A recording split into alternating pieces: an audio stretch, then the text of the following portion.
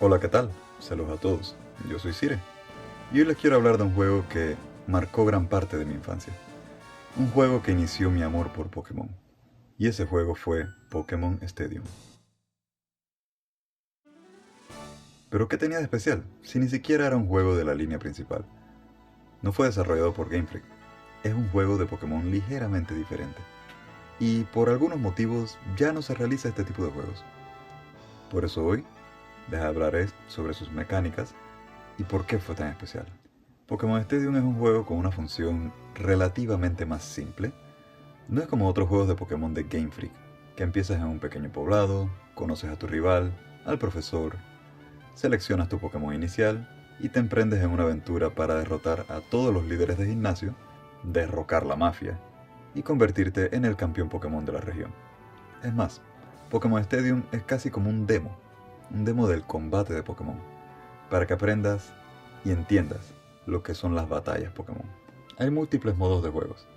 Está el castillo de los líderes de gimnasio, el modo estadio, incluso también hay una opción para que puedas traer tus Pokémon de tus juegos de Game Boy como Pokémon Red y Blue, que me hubiera encantado utilizar. Pero en la época yo no tenía un Game Boy con Pokémon Red, Blue ni Yellow, así que realmente nunca tuve la oportunidad, pero nunca fue realmente necesario para disfrutar este juego al máximo. También estaba el modo batalla libre, donde podías enfrentarte a la computadora en batallas 6 versus 6 o contra tus amigos. Y obviamente por la época no era online, era en el mismo televisor.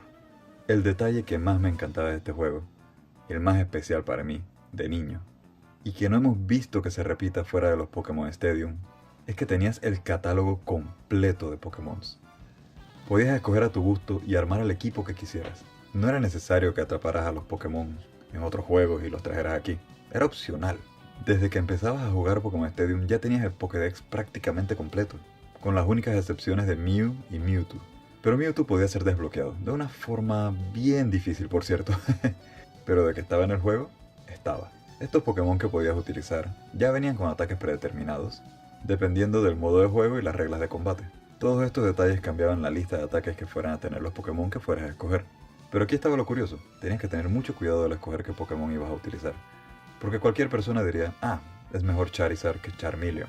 Y seguramente en estadísticas tendría razón.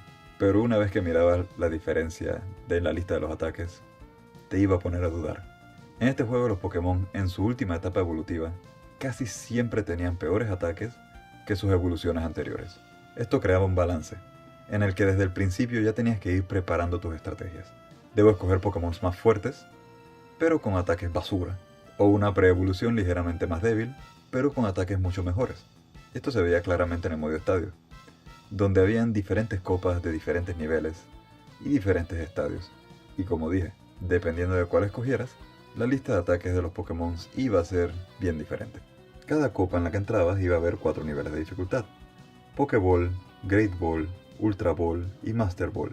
Y en cada nivel tenías que emprender 8 batallas en las que si perdías, tenías que volver a empezar desde el inicio.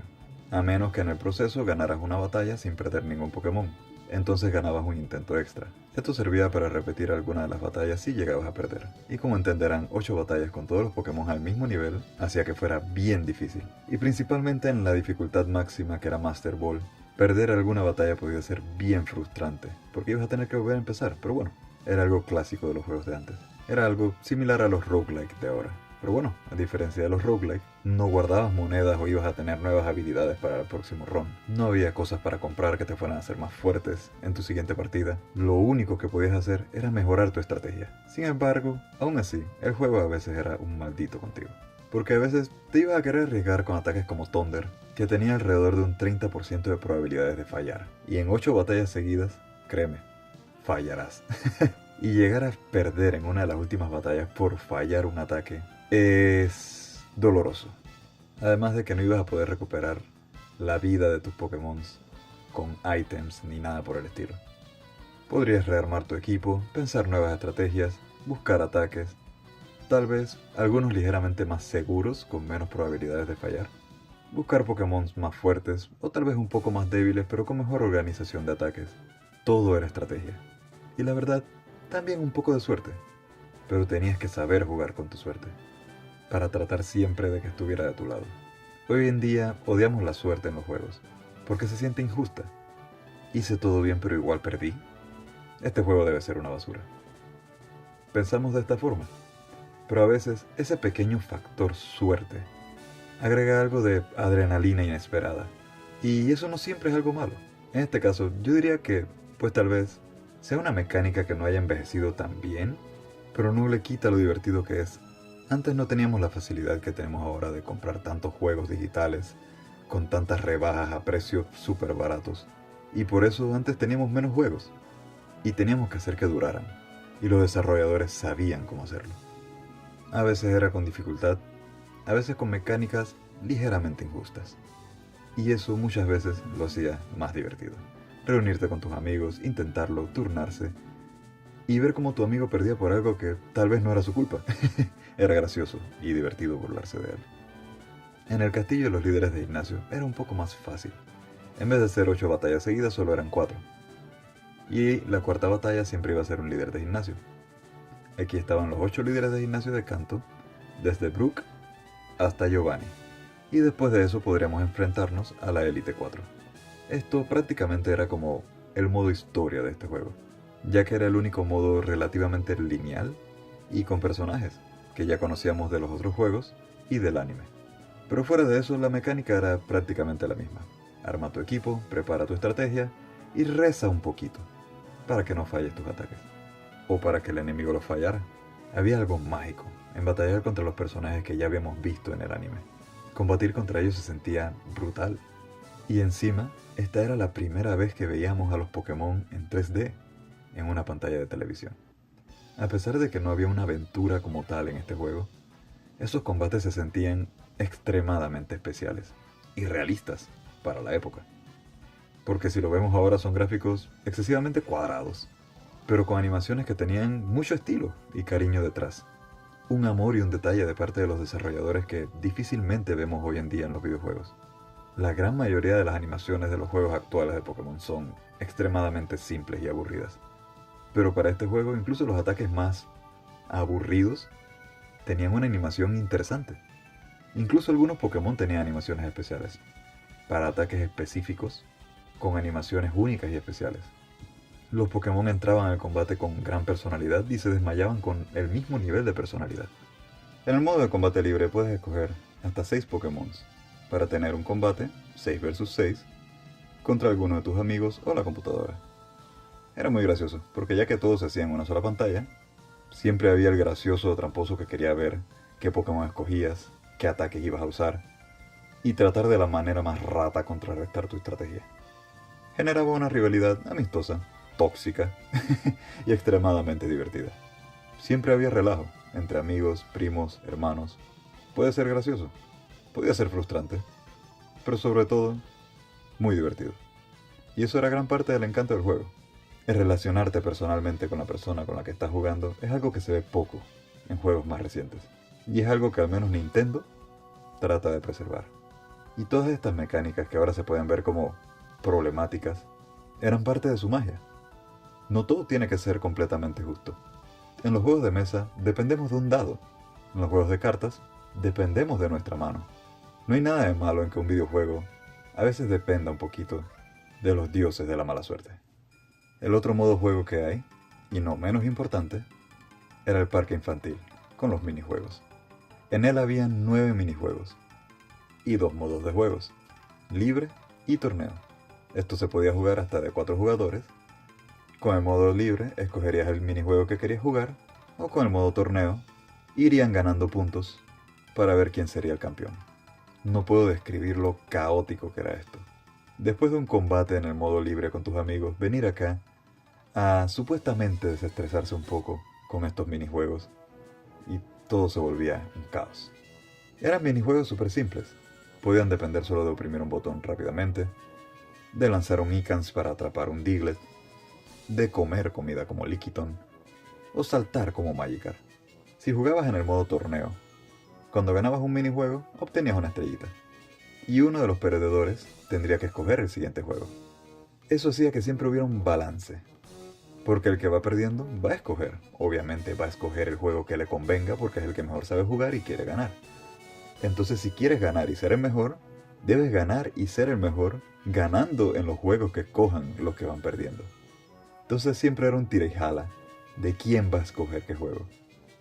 Porque tú no ibas a perder solo para poder escoger el juego. Y hasta el día de hoy dudo que alguien le haya ganado a la computadora en difícil jugando el juego de los Pikachu y los Voltorb. La velocidad a la que presionaban la A y la B era inhumana. El juego de Pokémon más cercano a los Pokémon Stadium fue Pokémon Battle Revolution en el Wii.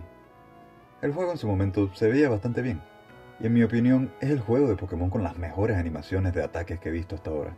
Sin embargo, los modos de juego eran mucho más limitados, pero al menos los torneos tenían mecánicas ligeramente diferentes y algunas bien interesantes. Pero aquí no podías rentar a cualquier Pokémon. Los Pokémon que podías rentar eran ya equipos predeterminados. No podías rentar Pokémon individuales para armar tu propio equipo. Así que realmente no podías formar nuevas estrategias. Y era prácticamente obligatorio que para pasar el juego utilizaras tus Pokémon de diamante, perla, platino. Porque estos Pokémon que podías rentar aquí eran basura completa. No te hubieran llevado ni siquiera a la mitad del juego. Porque algunos combates en este juego eran realmente difíciles. Y no ibas a lograr pasarlo con estos Pokémon rentados.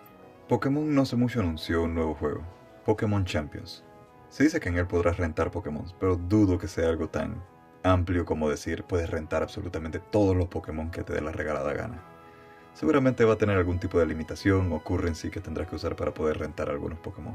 Así que realmente dudo que sea algo como Pokémon Stadium. Será una evolución de las mecánicas probablemente, y estará mucho más enfocado en el competitivo, que posiblemente sea la mejor decisión que puedan tomar hoy.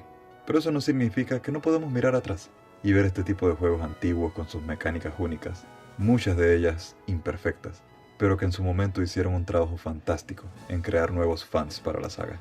Otro detalle interesante que tenía Pokémon Stadium es que los Pokémon tenían ligeras variaciones de color. No eran shiny, simplemente tenían tonos un poco diferentes. No me crean mucho en este detalle que les voy a decir, pero creo que tenía que ver con el apodo del Pokémon. Algo en el código hacía que dependiendo del apodo que tuvieran, esto generaba ligeras variaciones en el color.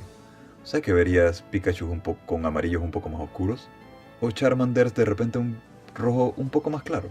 Y esto era común verlo, incluso con los Pokémon de la computadora. Y el detalle más infravalorado del juego, del que muy pocos hablan, y no se ha vuelto a repetir fuera de Pokémon Stadium 1, 2 y Pokémon Battle Revolution, es un buen narrador. Ah! Mighty blows and the word goes. How's that? Whoa! Looks like a bad Pokemon choice. Wow! Taken down with one hit. Gone! It's a one-hit wonder. That's it. Stay clear. Este hombre le metía corazón a las batallas. Esos gritos de decir en los combates, los nombres de los ataques, anunciar al ganador, la presentación de los Pokémon. Eso le metía un valor gigantesco al entretenimiento del combate. Es como hoy en día, estamos acostumbrados a ver torneos online y siempre hay un narrador o dos narradores que están narrando el combate y están agregando la emoción al combate. Y tenerlo dinámicamente en un juego era increíble. Y como último dato pendejo, cuando estaba grabando este video, me pasó algo que nunca en mi vida había pasado. Y fue que con Nidoking acabo de golpear 3 Horn Drills seguidos, sin fallar ninguno. Whoa! That was brutal. Gone! It's a one-hit wonder. Si hubiera querido hacer esto en una batalla real, de seguro no hubiera pegado en el primero. Y bueno, aquí voy terminando este video. Así se jugaba, así se sentía y así nos reuníamos.